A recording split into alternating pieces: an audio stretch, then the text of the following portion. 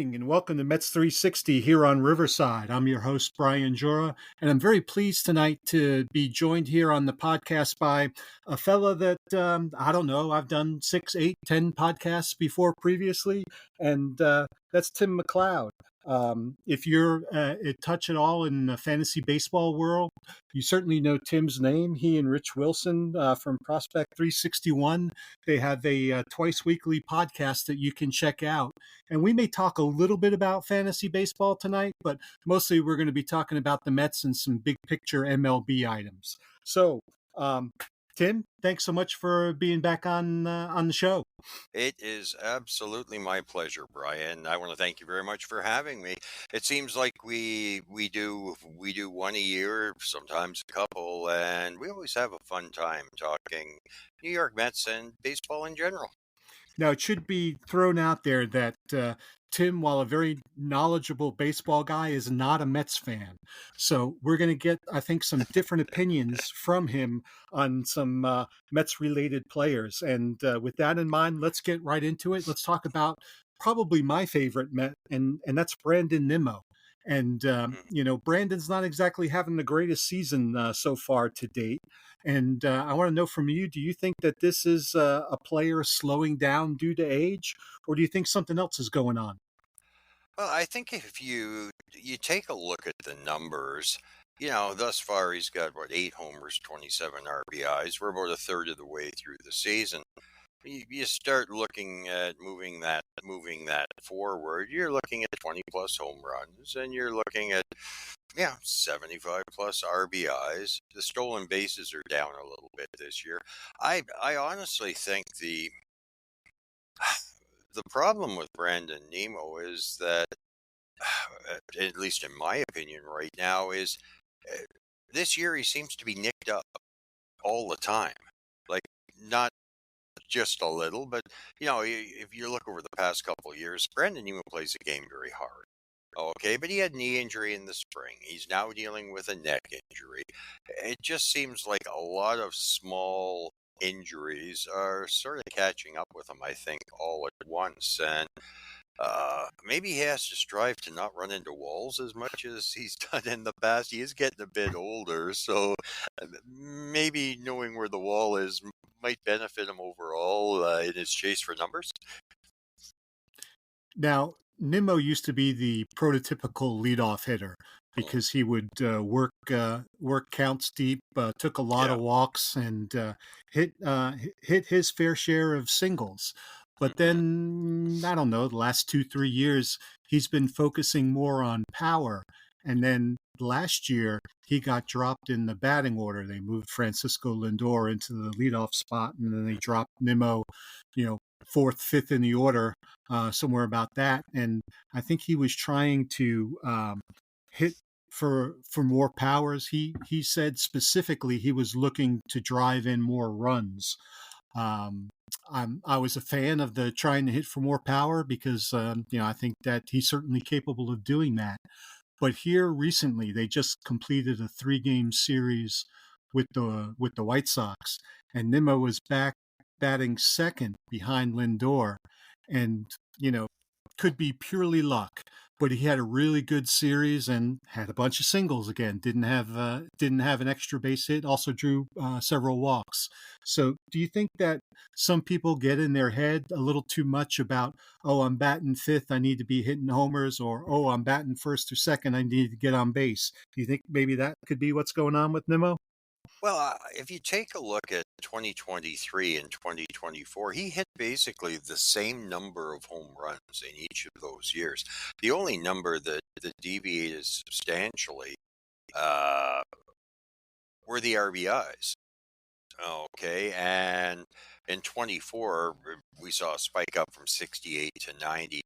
I think I think he's a pro, and I think he's got the power to hit 20 to 25 home runs, and the RBIs obviously are going to depend on who's on base when he's hitting them.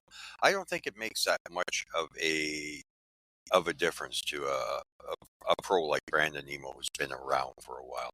Where he is in the batting order will obviously dictate the opportunities, and let's face it, there are going to be opportunities with the collection of bats at the top of the Mets order. Well, speaking of the collection of bats, I want to take a second and talk about Juan Soto. Mhm. All of us Mets fans were thrilled when we stole him away from the Yankees in the offseason. Had images of maybe the best season a Mets hitter has ever had as he was entering his prime at age 26. But so far, not so good.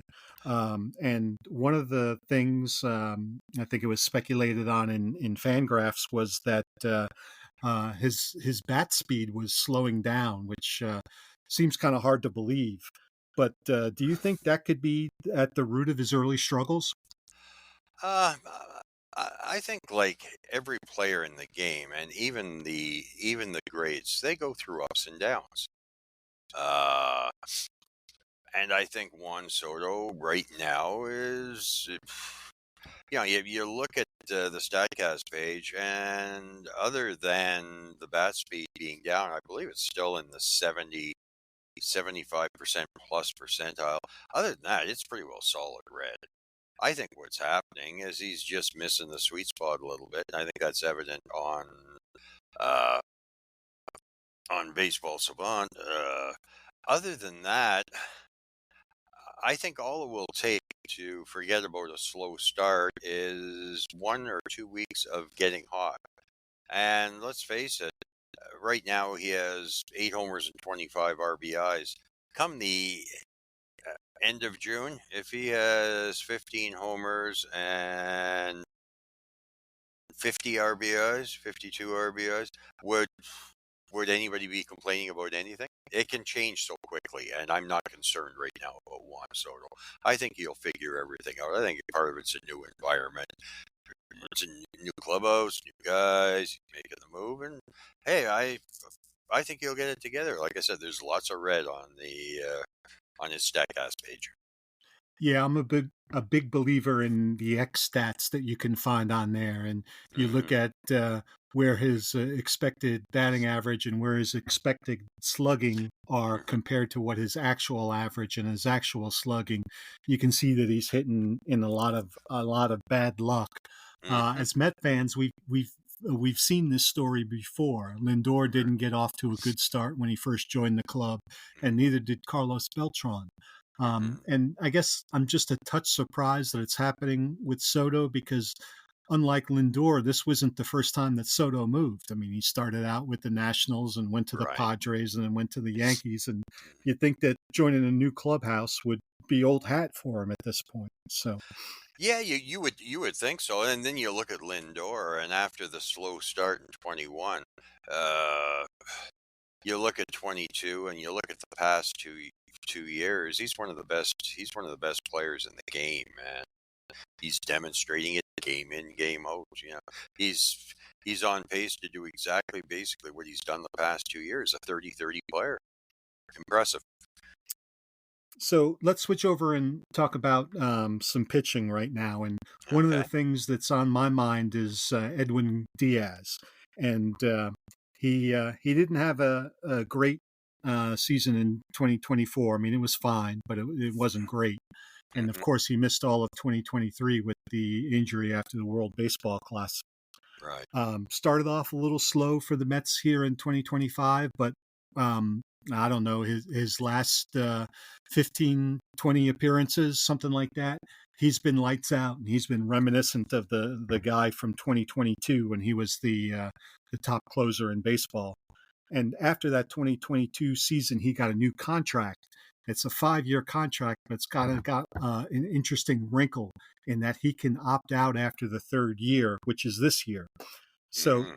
do you think that he's going to opt out of that contract? I mean, he's one of the highest, if not the highest paid closer in baseball, and if is he going to get that much more money? Is it worth his time to do that? I guess. I took a look at the numbers, Brian, and the highest paid closer right now in the game on a multi-year contract is Josh Hader, and he's at 19 million for the next 3 years. Okay, uh, Diaz is 50. 15,487. Next year in 27, 15,371. And he's got a club option on 28 at 17,25. Okay, Hader, I believe, is the best closer in the game, bar none. And when I look at, Class A would probably be in that top 3 or 4, and I believe he's on a long-term deal, and I think he's looking at $10 million over the next 2 seasons, starting next year. I don't think there's.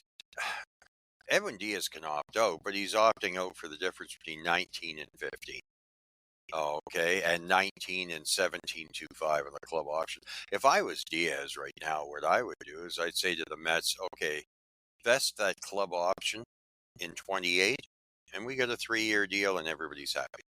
Now that's what I would personally do, because hey, he might get 18, 19. How many teams are going to pay that amount of money for a closer? A handful at best. I just try and work something in so that they pick up the option now, vest it, and just proceed and go forward. That's how, if I was Edwin Diaz, that's what I would do.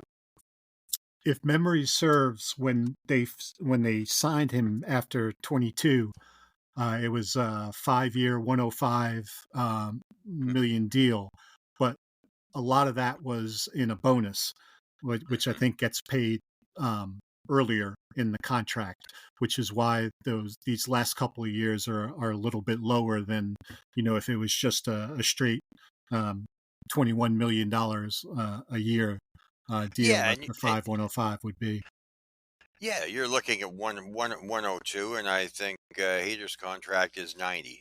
Again, you're right, the bonus money. But how much more is he going to get? How much better is he going to do? Like I said, I just looked at Vest that last year, and I think I'd be very happy if I was Edwin Diaz. And would the Mets do something like that? I can't see why they wouldn't, or They would be at were least approachable on it. It was under a different head front office guy, but they signed him before he officially became a free agent. So he was a priority following his magnificent 2022 season. So it'll be very curious to see how David Stearns operates this time around. And we saw that Stearns isn't afraid of a little hardball. He let Luis Severino walk, and he let Pete Alonso stay out there for the longest of times.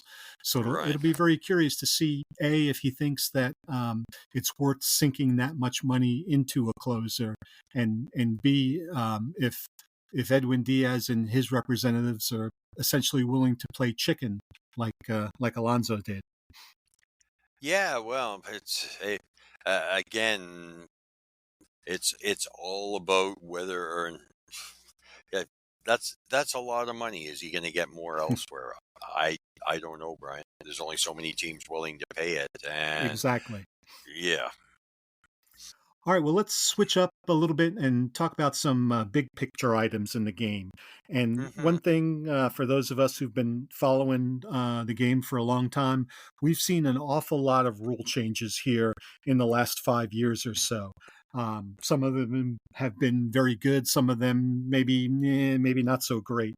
So I'd like to get your opinion and have you tell me what your favorite recent rule changes and which one do you think needs to be repealed? Well, I think my favorite one, and that's because I've always been a speed guy. I've loved stolen bases. Nothing I enjoy more than watching, I call them rabbits, get onto first base and wreak havoc on the game. So for Major League Baseball to try and improve upon and increase the success rates of the stolen base, that is one that I have enjoyed. Is the changes that have afforded the speed game a little bit more prominence in the game of baseball. All Annoying? Right, Do you want that one now, or you want to? Yeah. Let's hear with the one that grinds your gears. Runners starting on second base. If I had money to wager, I would have wagered anything on that one. Well, you know what? if you don't want to play all night, do like they do in Japan, and after 12 innings, call it a tie game. But don't change the game to accommodate the fact that you want it to end in 3.5 hours. So my argument to Major League Baseball would be, hey, you don't want 18-inning marathons? Well, institute a tie rule. At the end of 12 innings, if it's tied, everybody goes home and you get a tie. Now, It all works out.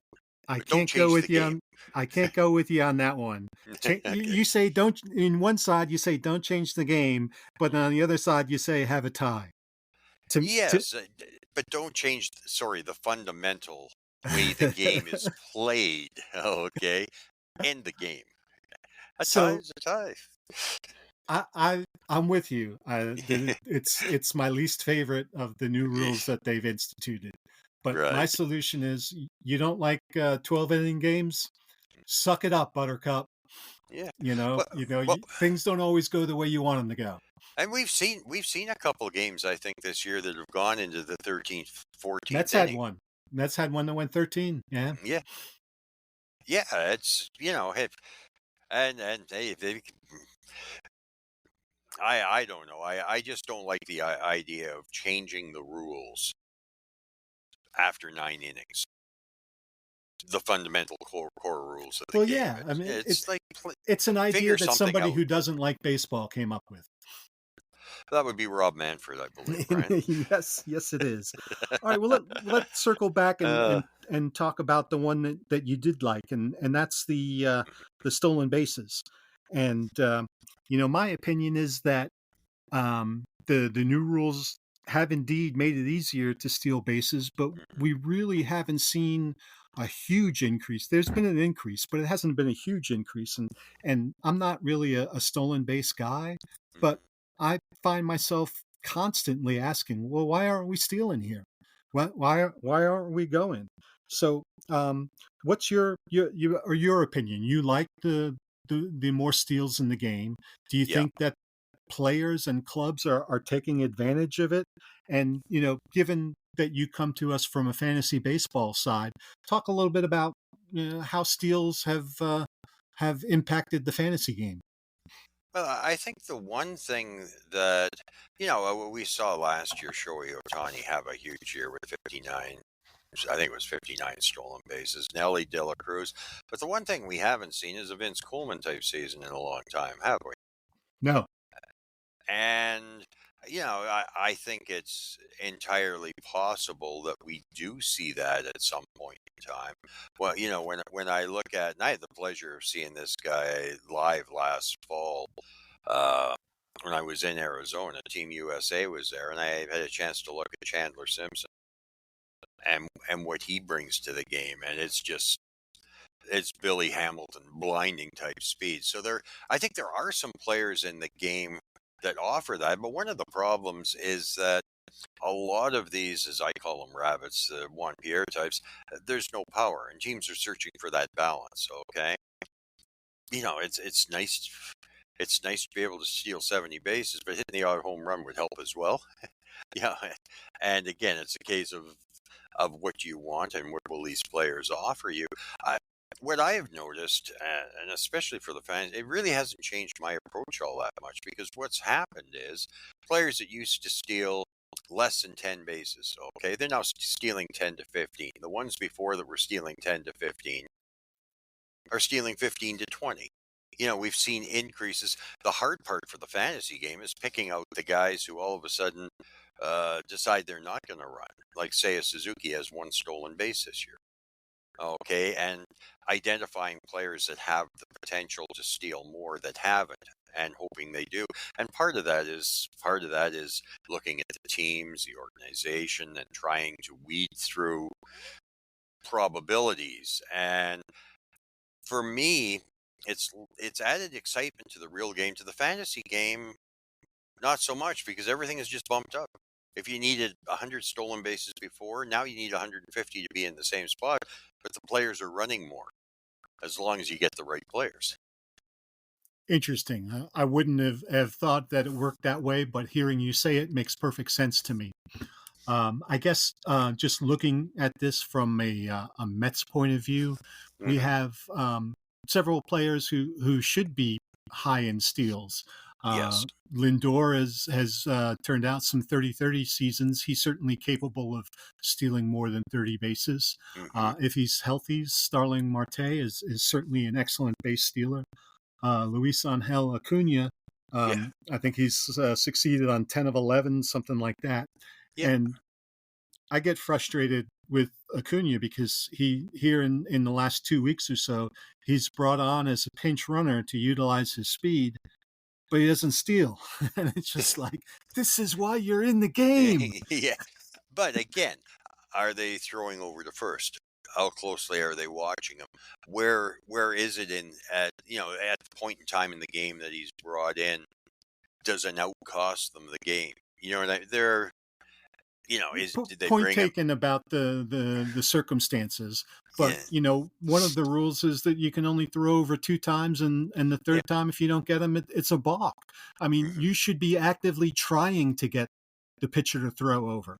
Yes, Um, I agree, and I that's a great point because once you get to two, they ain't thrown over on three. It gives you an extra jump, an the, extra bit of a lead on your attempt to steal second, which improves your odds even further, right? it's so funny because a lot of the readership at Mets 360, Mm. they're fans of the stolen base, and Right. it got so ridiculous over the years where these people would go gaga over anybody who was fast, whether they could Mm. hit or not. And then now we have it so that you can legitimately be a 50 stolen base guy, Yeah. but they don't want to do it. The fast guys don't want to do it. And it's just like, how much more do we need to tilt the rules in your favor until you start doing this? And then, with the Mets, a lot of it is Alonso and now Soto related, and you don't want to steal and upset them while they're at bat. And Y- to a certain point, I get it, but still, Yeah. And come you on. got after that you got Vientos. They're they're not big speed guys. Jeff McNeil's getting up there. He's not. Your speed is focused around. Yes, three or four guys. Yeah, exactly. And you know, do you want Francisco Lindor getting picked off when he's got Juan Soto and Pete Alonso following him in the order? But what's I don't know the numbers, but Right. if you ask me to guess, my Hmm. guess would be that Lindor is somewhere 80, 82, 83% success rate. And if you're Uh, succeeding 80 something percent of the time, my opinion is you're not running enough. yeah, 10. He's stolen 10. He's got caught twice. He's 10 for 12. Yeah. I mean, that's a Oh, pretty yeah, good rate.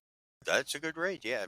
I mean, And if you look historically at Lindor, you look at 23, he was 31 of 35. And last year he was 29 of 33. yeah. Yeah, he's And always had a pretty good success rate, at least the past 5, 6 years. and so I feel justified in thinking that those guys should run more. But anyway, Yeah. I'm not a stolen base fan. Why am I talking about stolen bases? I, I Let's. I love the running game. I think it adds excitement to the game, and Do you remember the commercial back when Greg Maddux and Tom Glavine were the stars on the Braves, and they did this thing about chicks dig the long ball. mm, So anyway, my phrase is chicks dig the long ball, but dudes love speed. And I'm not exactly sure why that is, but I have found that to be true. Anyway, no more talk about steals the rest of the podcast. oh, okay, Rule one. All rule right, one. I want to keep talking about rule changes, or in Okay, this case, a potential rule change, and that's the automated ball strike system. right. We saw that it's been involved one way or another in the minors for many years now, and this year it came to spring training, and it came to spring training on a Mm, challenge system where either the batter, the pitcher, or the catcher could challenge a call immediately. I don't know what the time was, but they only mm, had like 3 seconds to do it, yeah. and they would tap their head to indicate that they wanted the challenge. Mhm. So I think that it's going to be instituted next year. I think in the regular season. So what do If you I'm not feel? mistaken, Brian, the KBO in Korea, Hmm. it's been instituted. It was last year, I think they instituted it, and it worked well. So So it has been used in professional ball, and in the minors. so where do you stand on it? I'm in favor of it, but I've seen many people who are like, I'm not so sure about this. So where do you stand on the institution of the ABS system? I think that umpires strive to do the best that they can do. But when you've got a pitcher throwing the ball 95 miles an hour and it's breaking 18 inches up, down, sideways, wherever, uh, it's hard to get them all right. And I think the single most important thing in our game is getting those calls right. Yes. Okay. With an ABS system, the calls will be right. There will be no arguments, no hassles, no debate for the most part.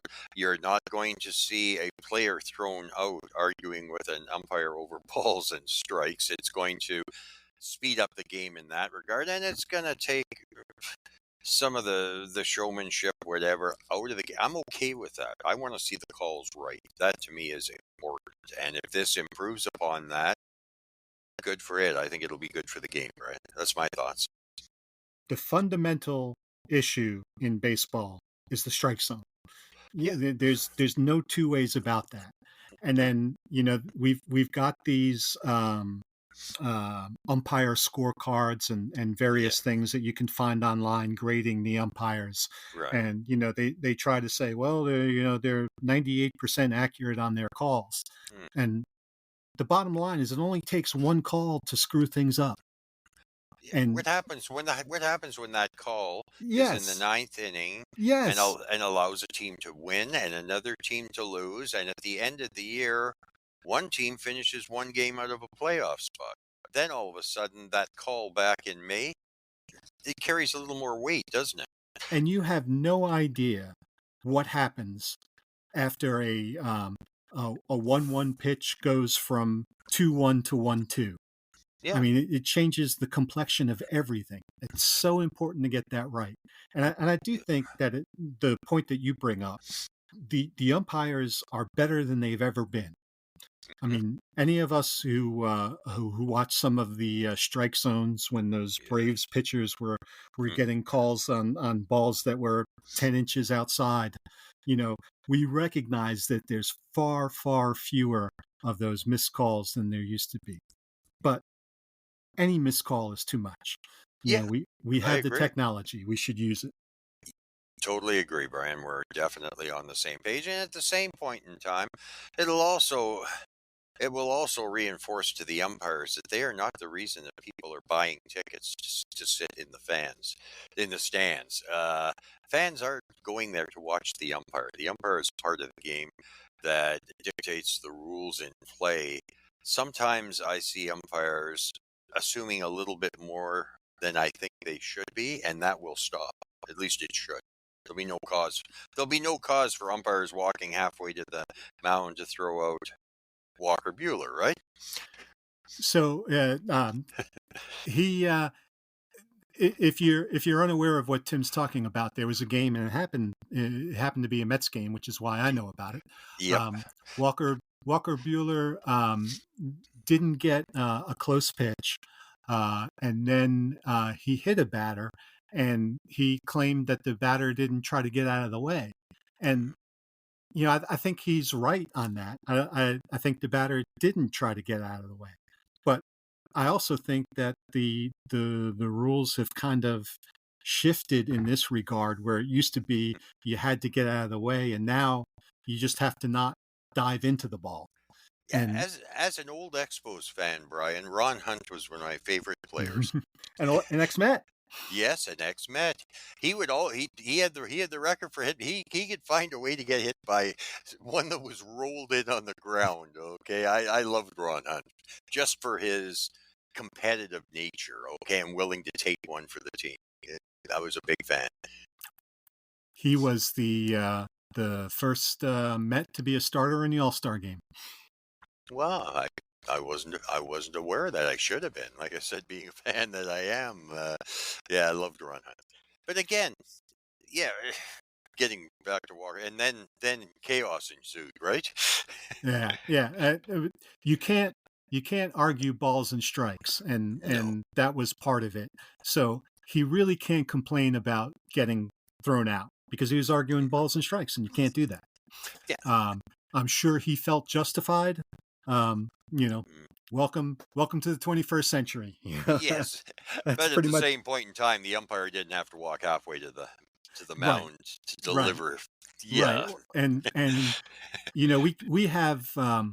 we have Keith Hernandez as one of our announcers, Yeah. and Keith used to be an excellent announcer, and now you got to wake him up a lot of times. Okay. So he's maybe he's past his expiration date, but he's always great when he's um, a little feisty. And one of the things that he can't stand is when he sees players in the other dugout chirping, Mm, players or managers or whatever. And, mm, he always talks about rabbit ears and let it mm. go and all of the rest. So I always think of Keith whenever I hear somebody, complaining about calls, quit begging for calls, that type of stuff. But anyway, you brought up the Expo, so I want to go off on a little tangent here, Sure. if you don't mind. I Um, don't mind. um, I don't know if any baseball fan who saw the Montreal Expos play. You don't have to be an Expos fan; you just have to be a baseball fan. I don't know any baseball fan who doesn't think that the Expos got a raw deal. And Yes, they did. I am Yeah, I I am agree. rooting I am rooting for the Expos to get an expansion franchise. Yes. I think that 30 doesn't work. I think 32 works so much better. Yeah, as the NFL knows, that 32 it's so much easier. Yes, it is. You have divisions of four. You have 8 of them. It makes the schedule easier. Everything is pointing towards expansion as soon as all of the current cities have their stadium deals in place and don't need the extortion threats. But I like that. do Well played. you do you think do you think that the Expos are well positioned to get an expansion franchise? Um, yes, I do. Even though there are ties to our current commissioner and the former commissioner, I think it's been long enough, and I think they have the population base to support a major league team. The problem, one of the fundamental problems in Montreal was simply the fact that after '92, uh, the fans stayed away, and they stayed away for a reason. Well, it was an Okay, ownership thing, right? well, yeah, amongst other things, but yeah, and I think Montreal can support a major league baseball team. So many things happened during that era that were incredibly unfair and not handled, I believe, in a proper fashion. If they're granted a franchise, hey, you've got a population base of 2 million plus in the area. Montreal supported their team when they had a team to support, basically, uh, before the Laurier years. So I think they can and will do it, and I think they should be. I think they should be at the top of the list for an expansion team. I'm really hoping they are. My hope is that Montreal gets one of the expansion franchises, and my other is purely more selfish in hoping that an area near me, and Mhm. that would be the capital city of Raleigh, North Carolina. Mm. They would get the second one, but I'd have to say that I feel like Montreal probably is like 75% certain to get one, and Raleigh probably more like 10%. But Mm. anyway, just something that jumped into my mind when you mentioned Montreal. Yeah, Rusty Staub is to this day one of my favorite expos. In the early years, Le Grand Orange coming to the plate, yeah, it brings back wonderful memories, Brian. And as a Met fan who watched the '73 World Series, I think that Yeah, I've got some fairly good memories of Rusty too. yeah. All right, well, I got another big picture question for you, Okay. and one of the things that I hear a lot, and even more so now with the type of season or the type of rotation that the Mets have, is that starting pitchers don't go deep into games anymore, and that's true throughout the league, and it's especially true with the Mets, where we're kind of sitting there hoping, all right, maybe he can make it through five, all right, maybe he can make 5-1, and if you turn back the clock 20 years ago and told me that we were going to be hoping for a pitcher to complete 5 innings, I'd say, what? Hmm. So do you think this is something that MLB should try to regulate somehow to get more innings from starters? I don't think there is any way to regulate it. Okay, when I'll just use the Mets for an example. Okay, you get 5 innings out of Corey Sengo, okay, or 5 innings out of Clay Holmes, okay, maybe six out of. But then you go to your bullpen and you utilize a guy like Ryan Stanek or Reed Garrett or Oscar Brazabon, who's having a fine year. Okay, you start throwing those bullpen arms in there, and it works. When you start looking at pitching, okay, everybody wants to see velocity, right? We all love those guys that rear back and throw it 100 miles an hour.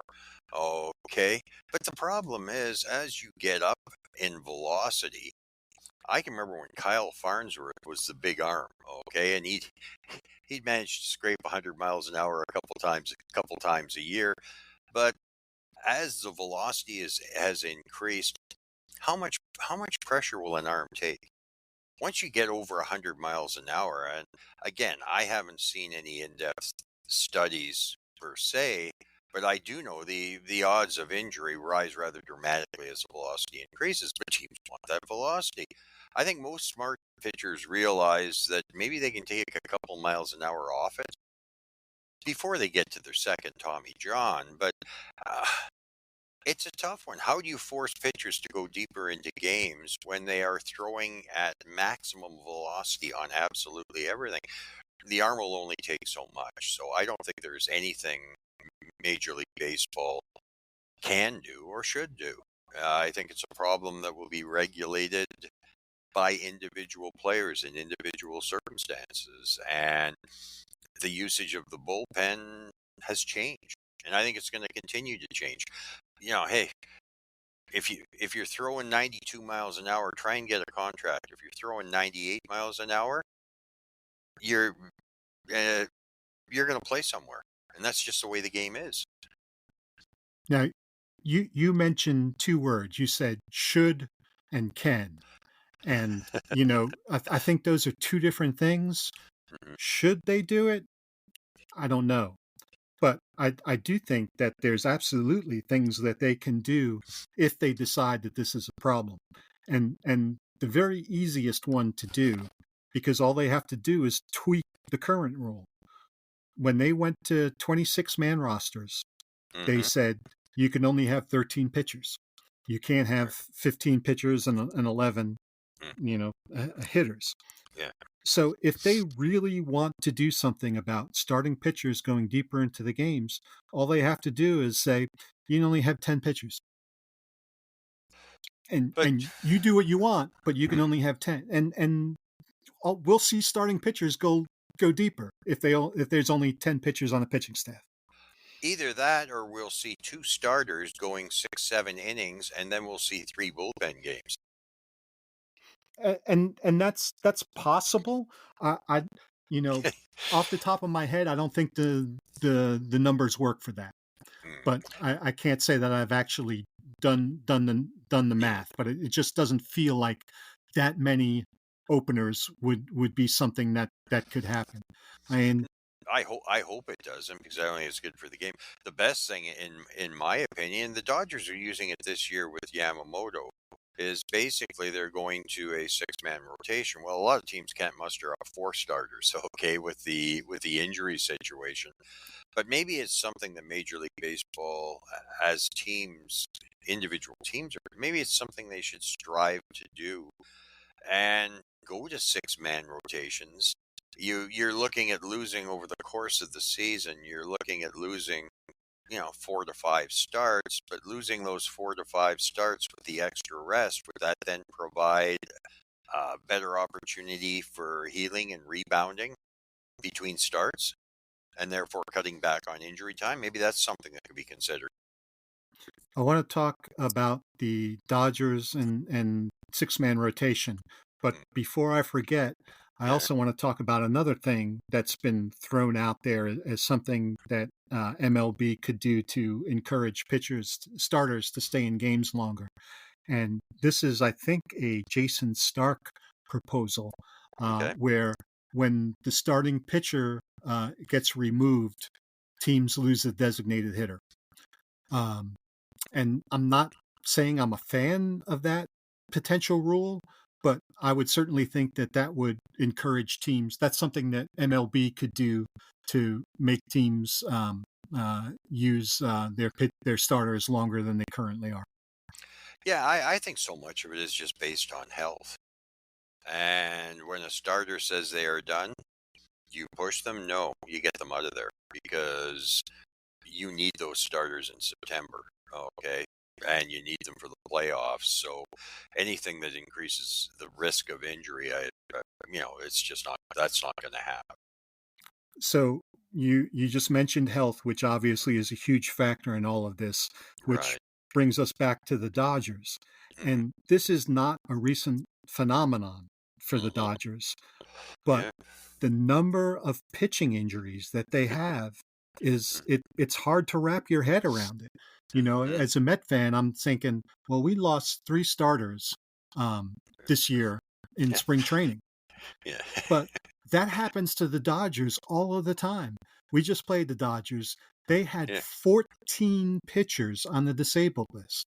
And Yeah. and sure, most of them were relievers, and a lot of them were depth type starters. But Hmm. um, um, Tyler Glasnow was out, Gavin Stone was out, um, um, Blake Snell. Blake Snell is the other one who was out. So they had Yeah. And three. River Ryan's out, and Roki Yes, Suzuki's out, and Emmett Sheehan, Blake Snow, Gavin Roki Stone. Sasaki, right, right, Yeah. right.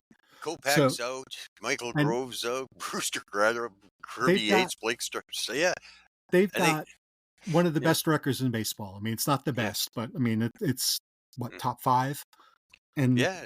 they've It's got 14 pitchers on the disabled list. I yeah, mean, it's just, as a fan of the game, it's something that's hard to wrap around. And because of Yamamoto, the Dodgers were planning on doing a six-man rotation, but you can't do a six-man rotation when all these guys are on the injured list.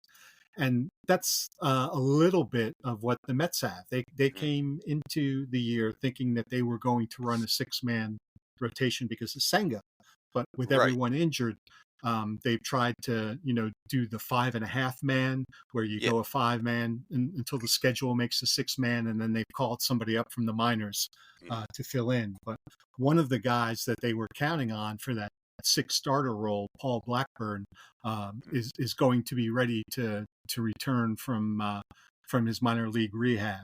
So yeah. it'll be real interesting to see how the 6 man rotation works out. Well, The and Mets were you one know of. what, Sean Mania or Frankie Monta, they'll be back Hmm. at um, some point in time. Montas just started his first rehab assignment, Okay, okay. and Manaya's a little bit further behind. But So it would make sense to have Cody Senga healthy for the playoffs, wouldn't it? um, and Clay Holmes, who's making the Yeah, transition from a reliever to a starter, I'm sure he would welcome yeah. extra days off as well. But Hmm. um, you know, you think of a regular pitcher, regular um, David Peterson. David Uh, Pearson, I like David Pearson. He's having a good year, I think, if last I looked. So he's pitched essentially all his life in the 5-man rotation, Right. and now he's got to do an extra day of rest. And you say, oh, an extra day of rest. Why would anyone complain about that? Well, we had Mm, Matt Harvey, and Matt Harvey, in no uncertain terms, said he was not pitching with extra rest. So Harvey had the pull, the gravitas, I guess, mm, to be able to say that out loud. hmm And you just wonder how many of these other pitchers are thinking the same thing, but don't have the freedom necessarily to say it. Yeah, I think when you start looking at the overall, hey, the ultimate goal is to win the World Series. It's to make the playoffs, get into the playoffs, and win the World Series. And I would think the Mets and just about every team in baseball would be in a better position if their starters were getting 25 to 26 starts as compared to 31 to 32. And I know that's not a traditionalist view. Wheel them out there. Get them pitching 30, 35 games. Well, it's not going to work with the way the game has changed, especially when you start looking at, you know, the new pitches, the velocity. The arm will only take so much, and there's got to be a balance there somewhere, right? All right. Well, there's balance and there's crazy. And we've Yes. reached the crazy prediction time of the show. I'm going to give you what I think is a crazy prediction and then ask you to comment on it. And then we'll flip roles where you'll give Okay. me what you think is a crazy prediction, and then I'll comment on it. All right, you Okay. ready? Yeah, I'm ready to roll. Sounds like fun. All right, last year, the Mets used 35 real pitchers plus Okay. 2 position players to pitch. hmm And a lot of that was just because so much went wrong early in the year, in the first 2 months of the year. Correct. This time around, the injuries that happened in spring training, which we mentioned just a minute ago, have happened. But other than that, they've been relatively healthy, certainly as compared to the Dodgers. hmm And as of right now, they've used 24 pitchers. So Okay. my prediction is that they'll use more than the 35 pitchers that they used a year ago. So tell me, is that crazy? No, it's No. entirely possible, Brian. Wow. You didn't even need a second to think about that one. No, when it comes to pitchers and health in the same sentence, that's an oxymoron, isn't it? Or something along those ways. Uh, no, it. Who knows? Uh, I'll just give you a quick example. One of my fantasy teams. I'm leading in ERA, WHIP, strikeouts, yada yada. And 2 weeks ago, 3 weeks ago, basically, life was good. Now I've got three of them on the IL, and things happen quickly in baseball. And when it comes to pitching, you just don't know. So, yeah, let's hope that doesn't happen. But All right. I, Well, let, I, let I don't me. think it's crazy to think that it can. We've seen it happen, personally on our fantasy teams and in the real game. Things, well, look at the Dodgers. They got what, 14 on the IL right now. If the Dodgers can do it, so can anyone, right? All right. Let me pick my ego up off of the floor, dust it off. All right. Sorry, Brian. Show me how this is done. Give me your crazy prediction. Pete Crow Armstrong wins the NL MVP. Wow. A nice little Mets tie in there.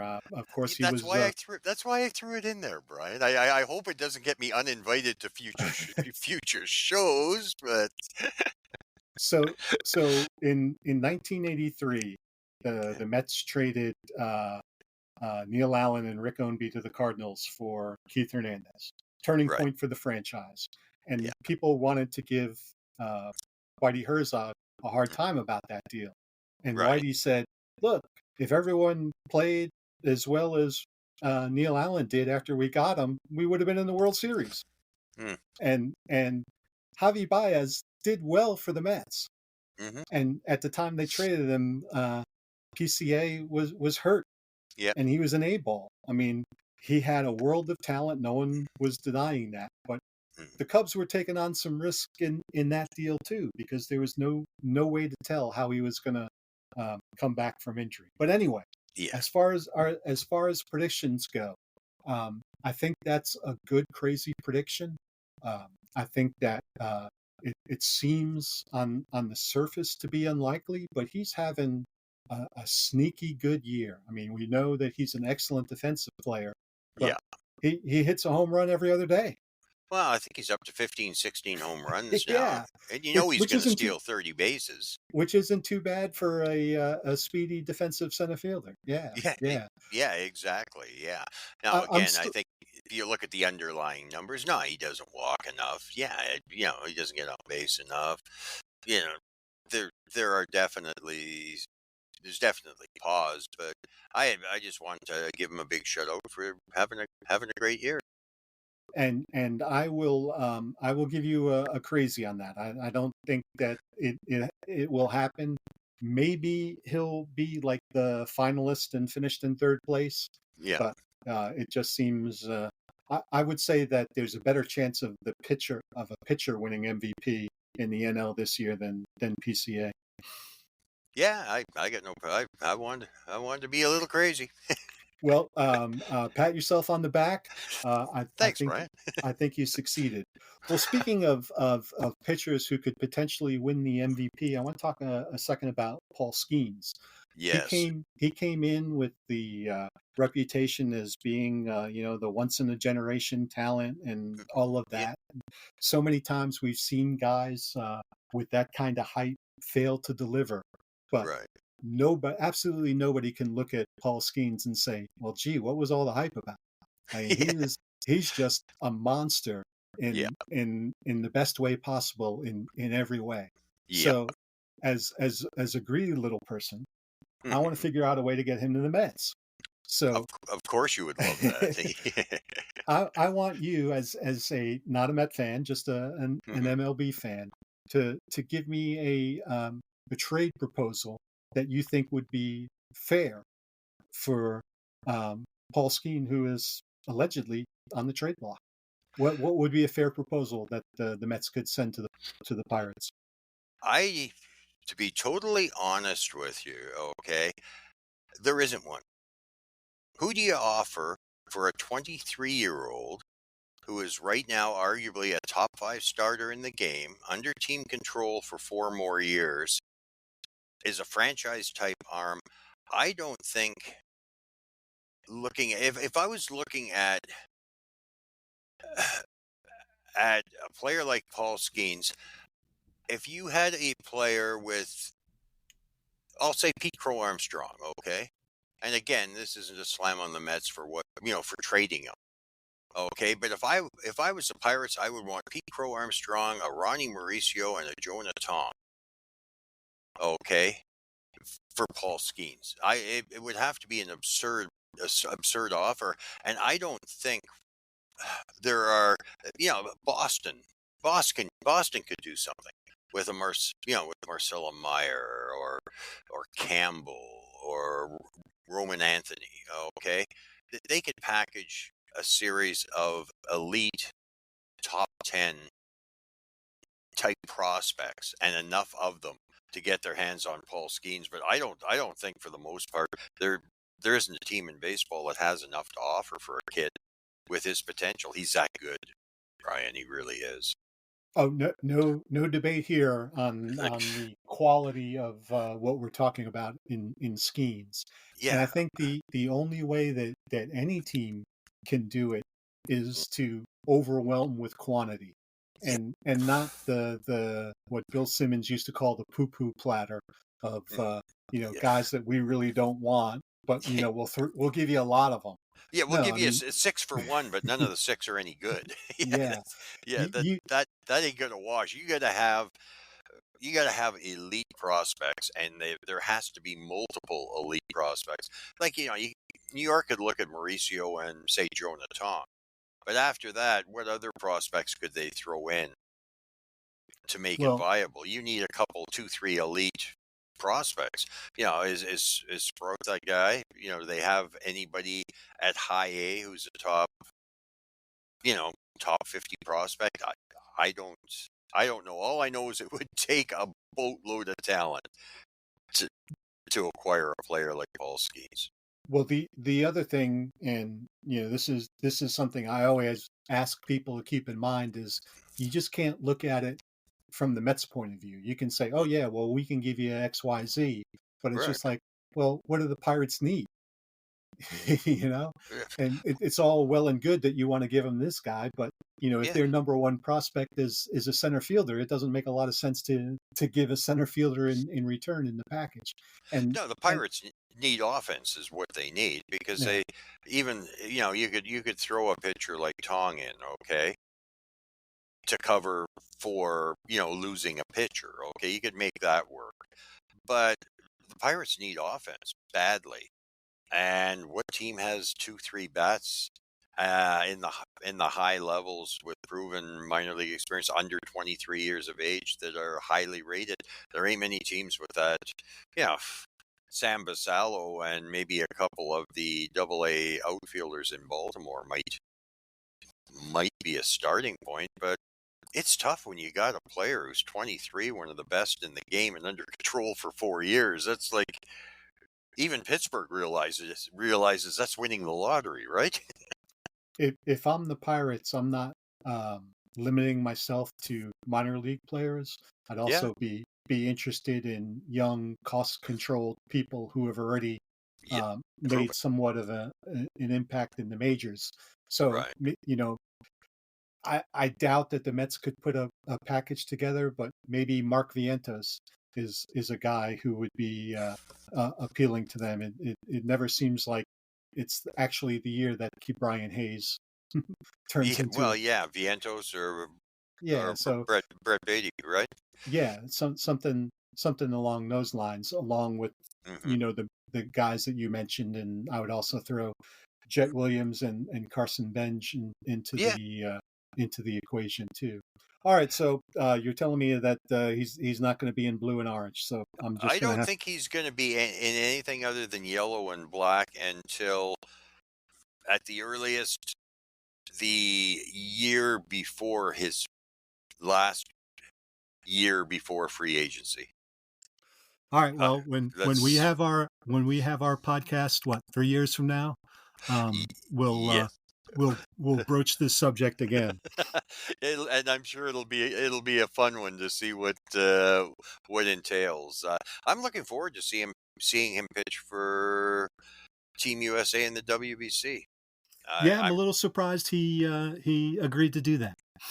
Yeah, I think it's good for the WBC. And when I start looking at how Japan, Korea, some of the other teams, they're all going with their top players, and I think if managed correctly, hey, a guy's arm can blow out at any point in time, and there's always risk. But it'll be nice to see, and maybe it will encourage some more of the American pitchers to partake in that event because I think it's a wonderful opportunity to showcase the game of baseball, right? You say arm, I say Edwin Diaz and knee. Mm, All right. Well, we got time for one more question. okay. So you mentioned this player earlier, and Mm, that's Ronny Mauricio. yeah. Mauricio made his MLB debut late in 2023. Showed off um, electric bat speed, Hmm. Ellie De La Cruz like. And then winter ball following the 2023 season, he got hurt, missed all of last year, Mm, missed the start of this year, is back now playing. right. Um, he's performed at 3 different levels, currently at AAA, performing very well in his brief uh, time here in AAA. But it's a grand total of 58 plate appearance, which is Right. essentially what you would expect a starting position player to get in spring training. Yep. That's in the ballpark. Hmm. So how do you handle a rookie like Mauricio and having missed an entire year to a significant injury? Well, I think what I would do as far as Mauricio is concerned is I would give him, he's off to a great start. Okay, and there's no doubting that this kid has talent. Okay, I think he's going to be a very good player. What I would do is I would give him another month or so. Okay, And if he continues to show that he's got everything under control and he's tearing it up, Jeff McNeil becomes a super sub in about 4 to 5 weeks.